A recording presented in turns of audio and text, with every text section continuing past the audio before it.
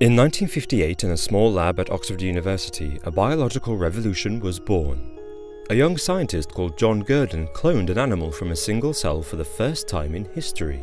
Gurdon successfully transplanted the nuclei from tadpoles into egg cells to create an exact copy of a frog.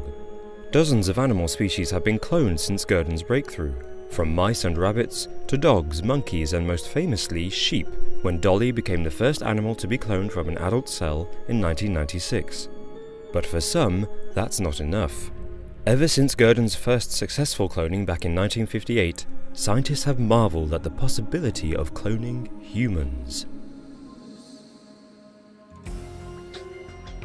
The enormity of this feat cannot be understated.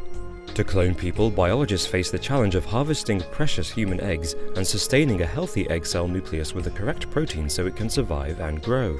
In 2009, controversial Dr. Panayotis Zavos claimed to have implanted 11 cloned embryos into the wombs of 4 women. The pregnancies never took, and without enough satisfactory evidence, Zavos' work was dismissed as a publicity stunt.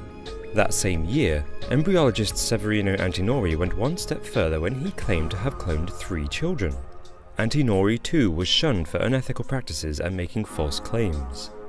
But in 2013, a team of biologists led by Dr. Mitalipov in Oregon, USA, produced embryonic clones of a human being.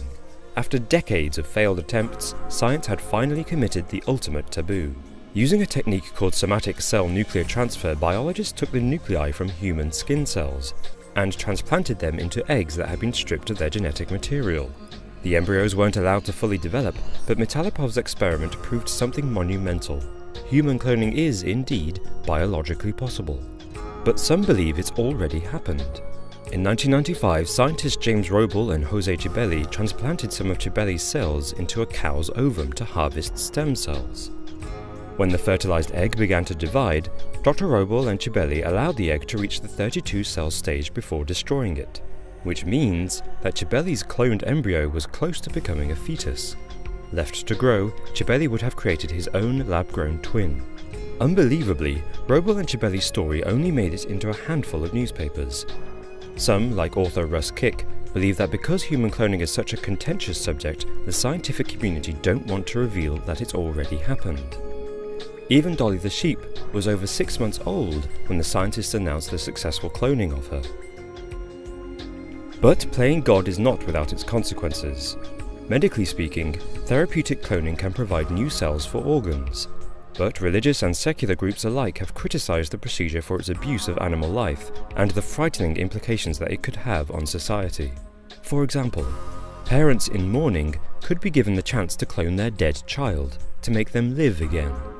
Infertile or same-sex couples wanting genetic offspring might clone themselves as a form of fertility treatment. And if reproductive lines branch past first and second clone generations, then mistaken identity could become a serious issue. For anti-cloning activists, the good news is that current law prevents biologists from growing embryos after 9 days, so the human gene pool is safe, for now. But what is fascinating about our fear of human cloning is how much it parallels the hysteria that once surrounded in vitro fertilization. When the first test tube babies were born in the 1970s, people feared the lab-grown child. Today, 350,000 babies are born using assisted reproductive technology each year. As scientific methods improve and the concept of cloning is normalized, then perhaps one day human clones will be walking among us. The most disturbing Disney secrets. The lack of mother characters. Most of the characters in Disney films have lost their mother.